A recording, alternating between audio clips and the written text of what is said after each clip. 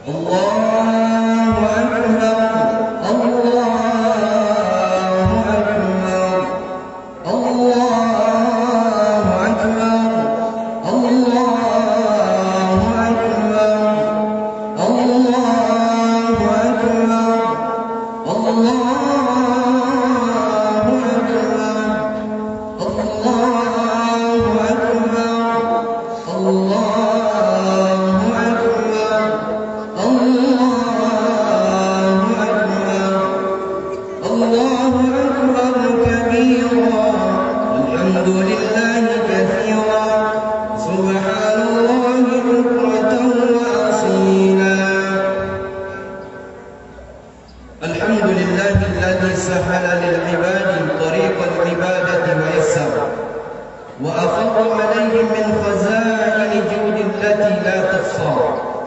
وجعل له عيدا يعود في كل عام ويتكرر فما مضى شهر الصيام إلا وأعظمه بأشهر الحج إلى بيته المطهر وأشهد أن لا إله إلا الله وحده لا شريك له خلق فقدر ودبر فيسر وأشهد أن محمدا عبده ورسوله صاحب اللواء والكوثر نبي غفر له ما تقدم من ذنبه وما تأخر اللهم صل على سيدنا محمد وعلى آله وأصحابه وسلم تسليما كثيرا فيا أيها الحاضرون أوصيكم ونفسي بتقوى الله وطاعته لعلكم تفلحون وقال الله عز وجل في القرآن الكريم يا أيها الذين آمنوا اتقوا الله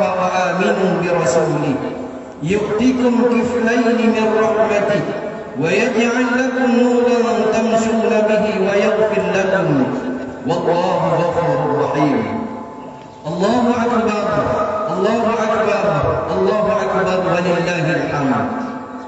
Syahdunya pagi yang penuh berkah ini, saat mentari syuruk di ufuk timur yang cerah, sayup-sayup terdengar membahana, sahut menyahut untayan kalimat takbir, tahmid, tasbih dan tahlil yang memproklamirkan kemahagungan Allah Subhanahu wa taala. Dialah Allah, Zat yang Maha Agung dan Maha Kuasa, yang kemahagungan dan kemahakuasaannya tidak bertambah walau seluruh insan mengiktirafkan diri sebagai pelayan Allah. Tak susut walaupun seluruhnya mentadbirkan diri menjadi penuh makhluk penuh dosa, maksiat, munkarat dan kezaliman. Allah adalah Zat yang di tangannya lah seluruh kekuasaan. Dia mampu memberikan kekuasaan kepada yang dikehendakinya, dan dia pun mampu mencabut kekuasaan itu bagi orang yang dia kehendaki. Dia jugalah yang kuasa meninggikan derajat orang-orang yang dikehendakinya, dan dia jugalah yang berkuasa menghinakan orang-orang yang dikehendakinya. Qulillahumma malikal mulki tu'til mulka man tasha' وتنزع الملك ممن تشاء وتعز من تشاء وتذل من تشاء بيدك الخير إنك على كل شيء قدير. الله أكبر الله أكبر الله أكبر ولله الحمد. Di pagi hari yang mulia ini, hati orang-orang beriman bercampur antara gembira dan duka. Gembira bersebab di pagi ini kembali dapat bertemu dan berkumpul bersama ayah dan bunda, keluarga, handai tolan dan mereka yang disayangi. Di pagi hari ini seorang anak tanpa diperintah rela tersungkur haru di pangkuan dan dalam dekapan ayah dan bunda meminta maaf atas segala khilaf dan salah. Perasaan sedih datang menyelinap ketika terbayang hari perpisahan, di mana hari-hari itu sepertinya semakin dekat. Seiring bertambah lemah dan goyahnya mereka, bersebab telah termakan usia. Wajah orang tua kita hari ini kian mengeriput. Jalan tertatih-tatih dan berinsut-insut. Rambutnya pun sudah terlihat beruban dan kusut. Di pagi ini ada juga duka menjelma seketika, di mana keluarga berurai air mata, teringat ayah dan bunda dan keluarga yang sudah pergi untuk selamanya. Kepergiannya bagaikan mimpi, namun nyata adanya. Wahai ibunda dan ayahanda kami, maafkan kami anak-anakmu. Terkadang tak sengaja kami membuat hatimu terluka. Terkadang juga membuat menangis dengan derayan air mata. Kami hanya bisa mengucapkan, wahai ayah dan bunda, selamat jalan, wahai ayah dan bunda, yang karena kasih dan sayangmu kepada kami, engkau telah mengabaikan pahit getirnya hidup ini. Selamat jalan, wahai ayah dan bunda kami, yang karena kasih dan sayangmu kau abaikan lelah hari-hari ini. Selamat jalan, wahai ayah dan bunda kami, yang karena anakmu ini dirimu tak kira hujan dan panas, hingga tubuh tuamu semakin melemah. Maafkan anak-anakmu ini yang belum mampu membuatmu menjadi bahagia, justru sebaliknya membuat dirimu semakin menderita. Ada hak yang seharusnya engkau dapatkan dari kami, wahai ayah dan ibunda kami, justru terabaikan. Saat ini belum sempat kami buktikan dan baktikan diri ini untuk membayar seluruh jasa-jasa baikmu, wahai ayah dan bunda. Engkau pun telah pergi meninggalkan kami anak-anakmu. Saat ini cukuplah album kenangan dan batu nisan di pemakaman untuk pengobat perindu kami. Semoga engkau tenang di tempat baru, wahai ayah dan ibunda kami. Istirahatlah dengan tenang. Munajat doa kami anak-anakmu akan senantiasa dan selalu ada untukmu. Allahu Akbar, Allahu Akbar, Allahu Akbar, walillahil hamd. Pagi yang mulia ini para mukminin dan mukminat, muslimin dan muslimat, besar kecil, tua muda, kaya miskin, berpangkat atau rakyat jelata, tengah menikmati syukuran rahmat dan nikmat yang besar dari Allah Subhanahu wa taala, yaitu pelaksanaan ibadah salat Idul Adha, yang insyaallah nanti pelaksanaan kurban dan pelaksanaan ibadah haji bagi yang tengah melaksanakannya. Sebenarnya jika kita ingin menggali lebih dalam lagi falsafah dan hikmah yang luhur dan agung dalam ibadah kurban dan haji ini, sebenarnya ada pada perpaduan tiga kata yang tak dapat dipisahkan. Kata-kata itu adalah kata cinta, pengorbanan dan kesabaran. Kisah pengorbanan Nabi Ibrahim atas nama cinta kepada Allah Subhanahu wa taala yang dirajut indah dengan kesabaran mengisyaratkan kepada kita, wahai kaum muslimin, jika hari ini kita mencintai, maka pengorbanan adalah hal yang mesti dan layak untuk kita hadirkan dalam kehidupan kita. Kalau pengorbanan telah dipersembahkan, maka bersabarlah, karena hal itu ada hikmahnya dalam pandangan Allah Subhanahu wa taala. Wahai umatul Islam, wahai kaum muslimin, saudara-saudaraku, khatib ingin bertanya kepada kita semua yang hadir pada kesempatan ini, adakah dalam perjalanan cinta yang tak membutuhkan pengorbanan? Atau adakah sebuah pengorbanan di dalam episode-episode percintaan yang tak membutuhkan kesabaran? Bukankah sudah dimaklumi bersama tentang kisah yang sudah melegenda di dalam Al-Quran tentang ujian atas nama cinta kepada Allah Rabbul Alamin yang berbalut pengorbanan dan kesabaran? Disebutkan dalam kisah Khalilullah Ibrahim alaihissalam dalam merawat cinta dan kesetiaannya kepada Rabbul Alamin, yaitu Allah Subhanahu wa taala. Sang Khalilullah Ibrahim tak luput diterpa ujian. Ujian berupa dorongan syahwat, hawa nafsu dan syaitan adalah ujian terberat dalam sejarah umat manusia, termasuk bagi sang Khalilullah Ibrahim alaihissalam. Saat hijau lalunya cintanya telah mulai disemai di hati Ibrahim terhadap istri dan anak-anaknya Ismail, maka Allah tak menginginkan kecintaan itu mengalahkan kecintaan kepadanya. Allah adalah pecinta yang pencemburu, yang kecemburuannya jauh berbanding dari kecemburuan seorang kekasih dengan kekasihnya. Maka Allah ingin melihat kesetiaan sesungguhnya Ibrahim dalam cinta dan pengabdian. Wahai Ibrahim, kata Allah, wahai sang Khalil, jangan engkau duakan cintamu untukku. Tinggalkan anak dan istrimu, berangkatlah menuju Palestina. Jalankan tugas suci dan mulia. Dengan rintihan doa sedikit agak bertanya lembut kepada Rabbnya, yaitu Allah Subhanahu wa Ta'ala. Nabi Ibrahim bermunajat.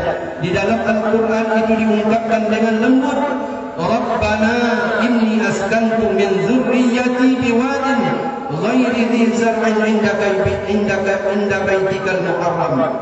Ya Rabb kami, aku tinggalkan keluarga aku di lembah padang Sahara yang tak tumbuh tumbuhan. Tidak, perintah mulia sudah diterima. Tugas mulia pun terbentang luas di depan mata. Terbersit tanya sang istri solehah dan mulia untuk penguat asa. Wahai suamiku, kata Hajar, engkau akan tinggalkan istrimu dan buah hatimu yang masih kecil ini? Atas perintah siapakah ini? Apakah itu atas perintah Allah Subhanahu wa Ta'ala? Jika ini semua atas perintah Allah, wahai suamiku, berangkatlah dan tinggalkan kami di lembah padang pasir Sahara ini. Zat yang memerintahkan itu pasti tak akan melantarkan kami dalam susah, tak akan membiarkan kami di dalam hina. Dia pasti akan menjaga kami. Allahu Akbar, Allahu Akbar, walillahil hamd. Inilah pernyataan utuh syarat makna dari seorang wanita, istri mulia, yang menggambarkan iman dan yakin yang sempurna kepada Allah, baginya dan apa serta bagaimana perintah Allah. Di sana pasti ada hikmah. Sebaliknya bagi wanita yang tak beriman kepada Allah, 1000 perintah pun, 1000 titah dan perintah pun tak akan menyebabkan mereka bergeming. Bahkan justru mencari alasan dan pembenaran untuk meninggalkan perintah Allah Sang Yang Maha Rahman. Allahu Akbar, Allahu Akbar, walillahil hamd. Ujian dan pengorbanan pun belum usai kaum muslimin. 6 tahun sudah Khalilullah tinggalkan istri dan anaknya di Mekah. Kerinduan terhadap istri dan sang buah hati tak terbendung. Ada rintihan kecil di hati Nabi Ibrahim kepada Allah. Ya Allah, rindu ini begitu besar. Allah Subhanahu wa Ta'ala Maha tahu apa yang ada di dalam hati Nabi Ibrahim, yang terkadang menyebabkan sesak di dada dan mengganjal di hati. Wahai Ibrahim, engkau pulanglah, obatlah kerinduan hatimu, tapi dengan syarat engkau tak boleh turun dari kendaraan dan tak boleh berjumpa dengan anakmu. Bayangkan kaum muslimin wal muslimat, jamaah sekalian, perjalanan Palestina Mekah ditempuh dalam masa 1 bulan, dan beliau sudah 6 tahun tak berjumpa dengan keluarganya. Sampai di Mekah dilihatnya istri dan anak-anaknya dalam keadaan sehat. Mekah pun sudah mulai ada perubahan dan perkembangan. Sesampai di depan pintu, kegembiraan sang istri tak dapat pula ditahan. Berujar lembut ibunda Hajar kepada suaminya, yaitu Nabi Ibrahim, turunlah dan beristirahatlah wahai suamiku. Sungguh terlalu jauh perjalanan yang engkau tempuh. Namun Ibrahim tak jua turun. Justru Nabi Ibrahim berkata, wahai istriku, Allah izinkan aku menengokmu, tetapi aku tak diizinkan turun dari kendaraan ini. Tertumpah sudah tangis ibunda Hajar yang mulia.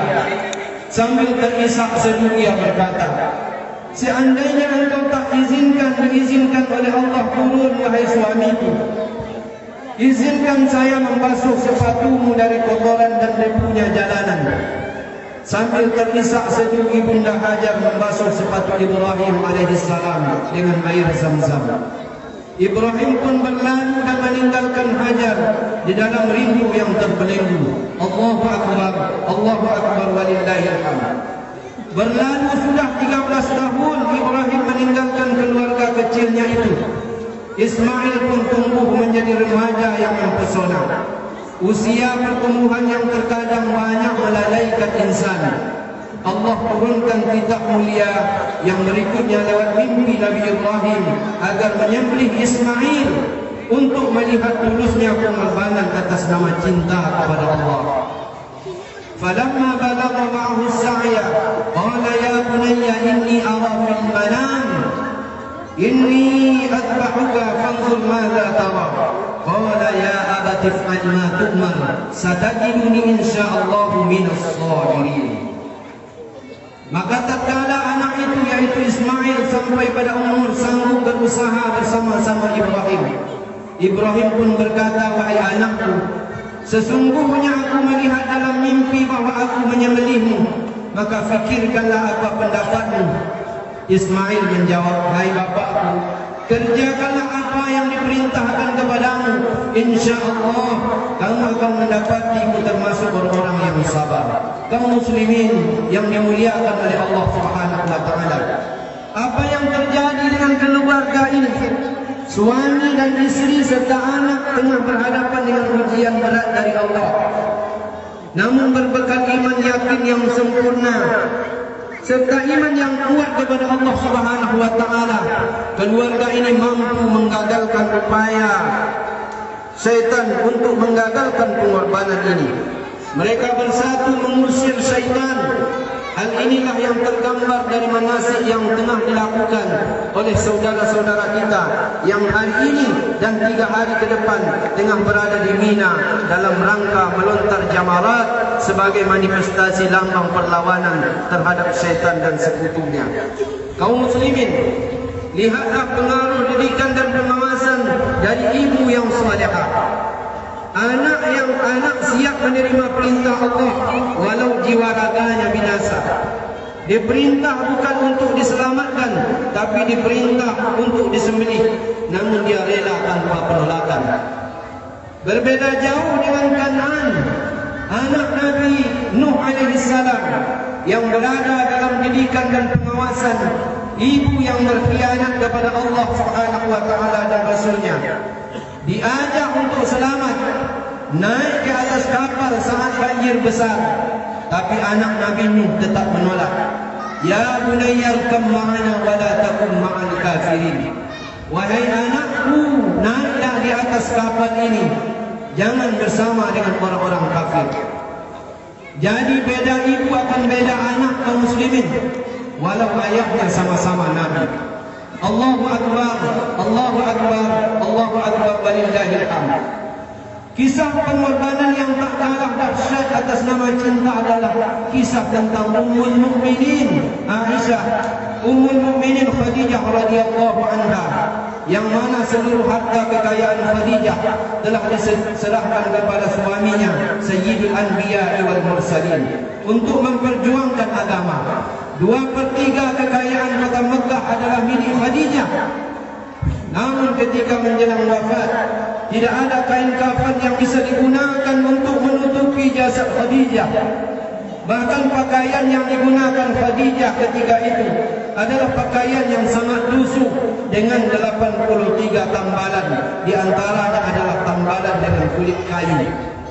Begitu besar kenangan kasih dan sayang serta pengorbanan Khadijah dalam relung hati Rasulullah sallallahu alaihi wasallam, sekalipun Ummul Mukminin itu telah lama meninggal dunia. Dalam riwayat yang sahih dijelaskan, setahun setelah Khadijah meninggal, seorang wanita sahabat datang menemui Nabi sallallahu alaihi wasallam. Ya Rasulullah, sudah cukup lama Ummul Mukminin meninggalkan kita, sementara engkau memiliki keluarga dan harus melaksanakan tugas berat dan agung ini. Namun, kenapa engkau belum juga menikah ya Rasulullah? Sambil mengulung tangis di bibir, Rasulullah menjawab, wahai fulanah, masihkah ada wanita lain yang mampu menggantikan posisi Khadijah di hatiku? Kalau saja Allah tak memerintahkan Muhammad untuk menikah lagi, maka pasti Muhammad tak akan menikah lagi. Beliau tak pernah dapat melupakan istrinya itu walau telah 14 tahun meninggalkan mereka. Islam diketengahkan kala Fathul Makkah terjadi. Para sahabat Muhajirin kembali pulang ke rumah masing-masing. Abu Bakar pulang, Umar pulang, Uthman pulang, Ali pun pulang ke rumahnya. Namun Rasulullah justru tak kembali pulang ke rumahnya di Makkah. Beliau justru jauh pergi ke Makkah, tempat di mana Khadijah dimakamkan. Beliau mendirikan tenda persis di samping makam isteri tercintanya, yaitu Khadijah. Beliau tidur dan bermalam di sana. Malam-malam beliau tak ingin diganggu. Beliau ingin berduaan bersama dengan Khadijah. Sambil menangis seduh Rasulullah berbisik, "Wahai Khadijah, saddaqti ya Khadijah, saddaqti ya Khadijah. Ucapanmu yang dulu sungguh benar wahai Khadijah. Engkau pernah mengatakan bahawa agama ini pasti akan dimenangkan oleh Allah. Hari ini semua itu telah jadi kenyataan. Di saat Islam telah dimenangkan oleh Allah, justru dirimu tak lagi bersama dengan kami. Dulu di saat yang lain menistakan, engkaulah yang pertama beriman dan menguatkan sekaligus menenangkan hati. Di saat yang lain meninggalkanku, engkaulah sosok setia yang menemaniku dalam terjal dan beratnya perjuangan ini. Engkau miskin karena membelaku, engkau dipinggirkan karena membantuku." Hadirin sidang jemaah Idul Adha yang dimuliakan oleh Allah Subhanahu wa taala. Apa yang membuat Nabi tak pernah bisa melupakan Khadijah? Bahkan Khadijah telah terlalu jauh masuk ke dalam hati dan jiwa sanubari Nabi. Penyebabnya adalah seluruh hidup, harta, kedudukan, jiwa raga telah dikorbankan untuk kekasihnya, yaitu Allah Subhanahu wa taala dan Rasulnya. Begitu berharga pengorbanan Khadijah di dalam pandangan Allah, sampai Allah Subhanahu wa taala sendiri berkirim salam kepadanya lewat penghulu malaikat, yaitu malaikat Jibril. "Wahai Jibril," kata Allah, "sampaikan salammu kepada Khadijah dan berikan kabar kepadanya dengan istana di dalam surga yang tidak ada lagi keletihan, tidak ada lagi kepenatan, dan tidak ada lagi kebisingan di dalamnya." Khadijah pun menjawab salam dari Allah lewat malaikat Jibril itu. Allahus salam wa minhus salam wa ilaihi ya'udus salam wa ala Jibrilis salam. Hadirin sidang jemaah Idul Adha yang dimuliakan oleh Allah Subhanahu wa taala.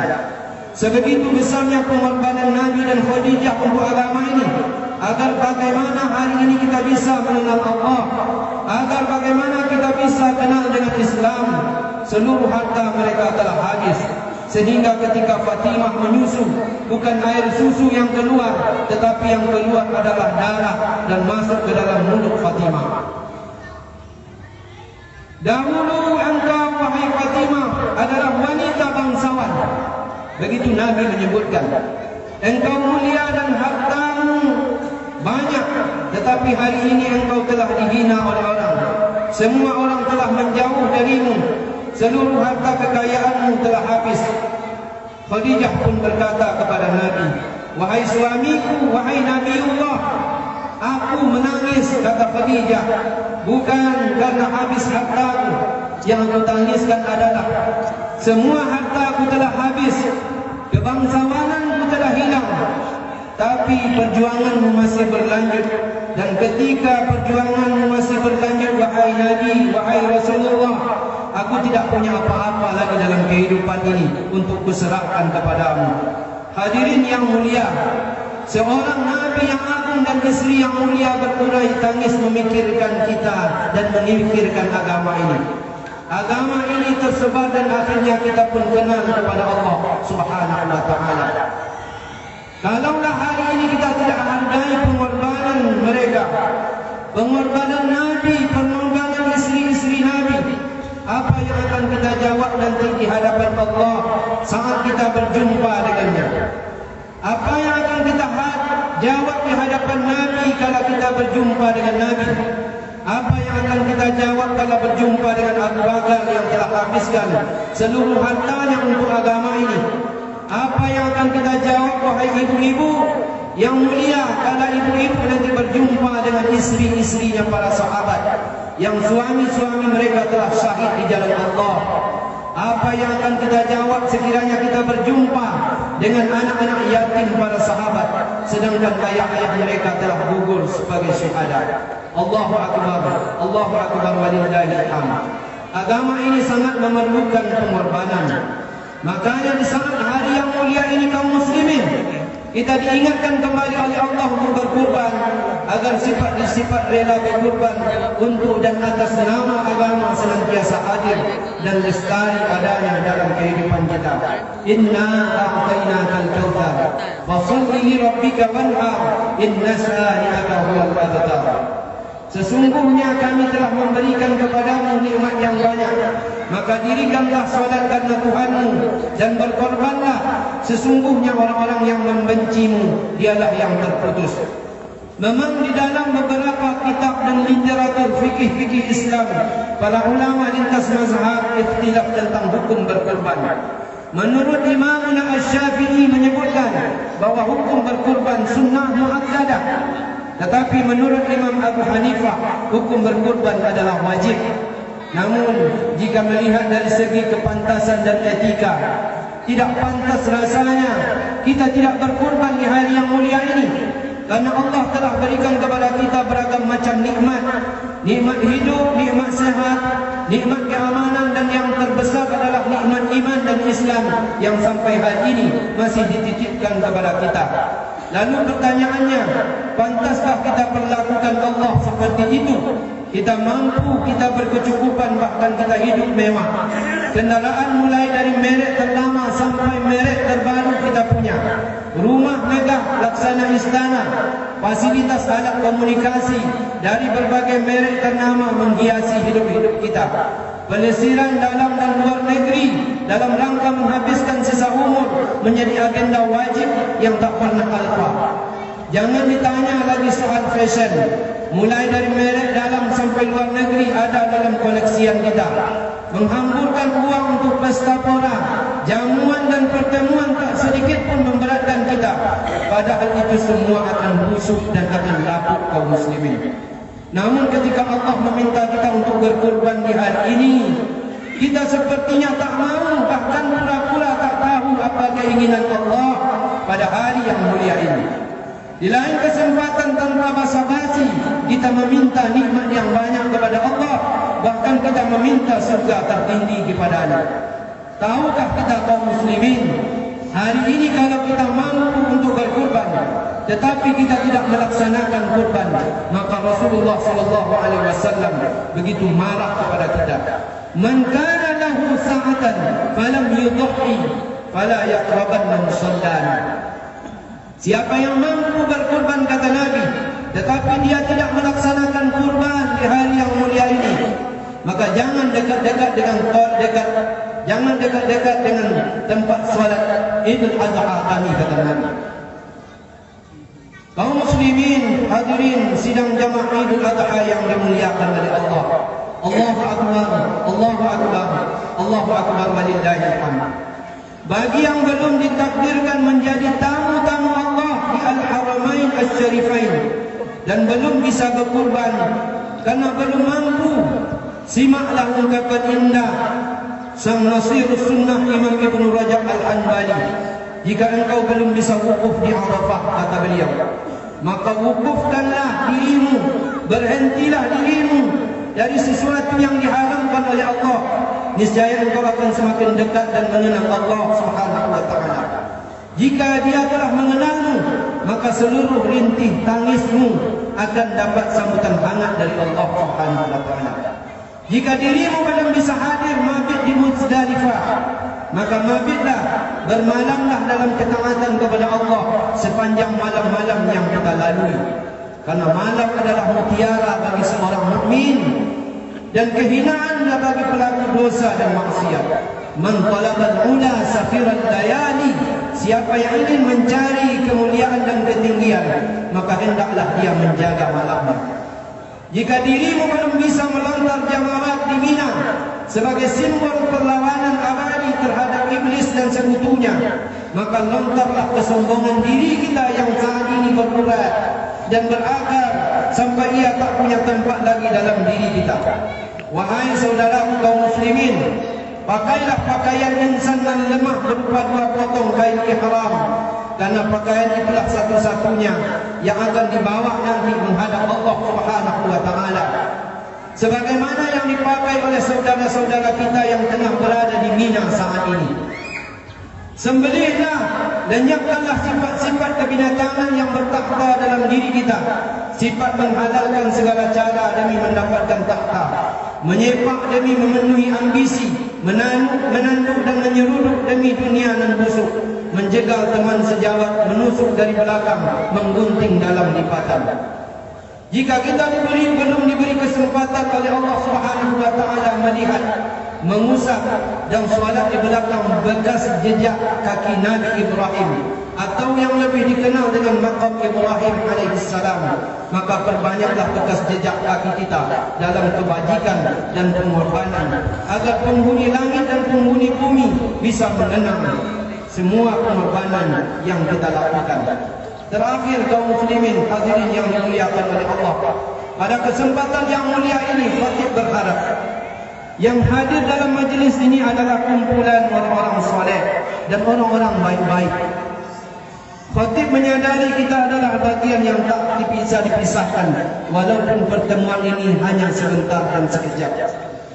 Mau tidak mau, ridha atau tidak ridha, cepat ataupun lambat, suatu ketika khatib akan meninggal dunia.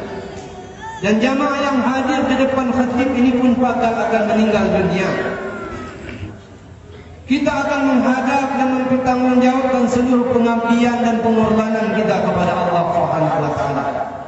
Jika bapak-bapak, ibu-ibu dan saudaraku sekalian telah diizinkan oleh Allah Subhanahu wa taala nanti masuk ke dalam surga, merebut nikmat di dalam surga itu bersebab rahmat Allah Subhanahu wa taala dan kesolehan yang bapak dan ibu telah buat selama di dunia ini.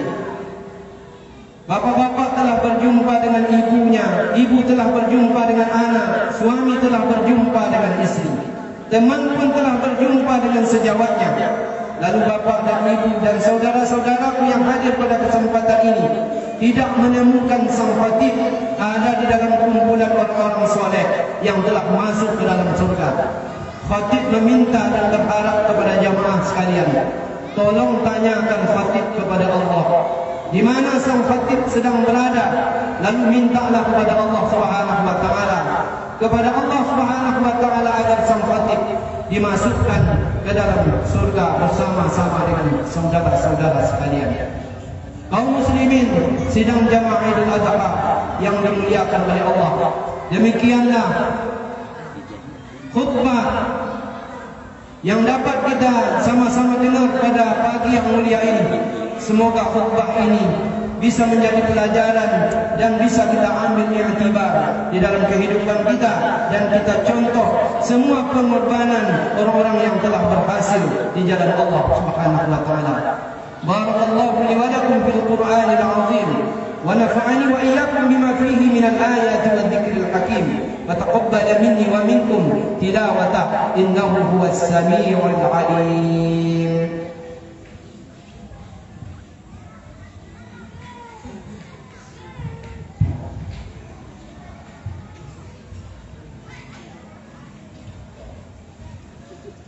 Allahu akbar, Allahu akbar, Allahu akbar, Allahu akbar, Allahu akbar, Allahu akbar, Allahu akbar, Allahu akbar kabira, walhamdulillahi katsira, wa subhanallahi bukratan wa asila, la ilaha illallah, wallahu akbar, Allahu akbar, walillahil hamd. Alhamdulillahi hamdan katsiran tayyiban mubarakan fihi, kama yuhibbu rabbuna wa yarda. Wa ashhadu an la ilaha illallah wahdahu la sharika lah, wa ashhadu anna Muhammadan 'abduhu wa rasuluh sallallahu alaihi wasallam wa ala alihi wa sahbihi ajma'in. Amma ba'du, فيا أيها الحاضرون أوصيكم ونفسي بتقوى الله وطاعته لعلكم تفلحون. وقال الله تعالى في القرآن الكريم وهو أصدق القائلين وبقوله يهتدي المهتدون: أعوذ بالله السميع العليم من الشيطان الرجيم. يا أيها الذين آمنوا اتقوا الله حق تقاته ولا تموتن إلا وأنتم مسلمون. إن الله وملائكته يصلون على النبي يا أيها الذين آمنوا صلوا عليه وسلموا تسليما. اللهم صل على سيدنا محمد وعلى آل سيدنا محمد كما صليت على سيدنا إبراهيم وعلى آل سيدنا إبراهيم، وبارك على سيدنا محمد وعلى آل سيدنا محمد كما باركت على سيدنا إبراهيم وعلى آل سيدنا إبراهيم في العالمين إنك حميد مجيد. اللهم اغفر للمسلمين والمسلمات والمؤمنين والمؤمنات من مشارق الأرض إلى مغاربها يا رب العالمين. اللهم أعز الإسلام والمسلمين وأذل الشرك والمشركين. آمين. اللهم انصر من نصر الدين واخذل من خذل الدين. آمين. اللهم اكتب الستر والسلامة علينا. آمين. برحمتك يا أرحم الراحمين. آمين يا الله. ربنا آتنا في الدنيا حسنة وفي الآخرة حسنة وقنا عذاب النار. وصلى الله على سيدنا ومولانا محمد وعلى آله وصحبه أجمعين. سبحان ربك رب العزة عما يصفون وسلام على المرسلين والحمد لله رب العالمين. والسلام عليكم ورحمة الله وبركاته.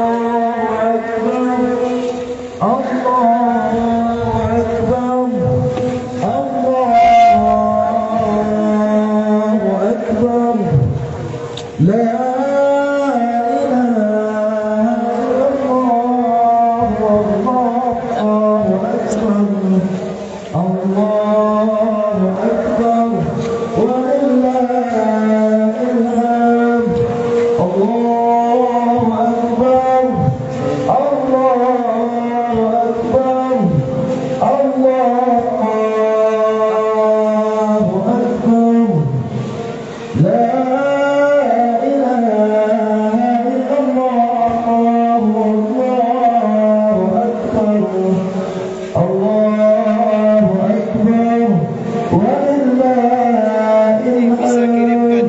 Allah.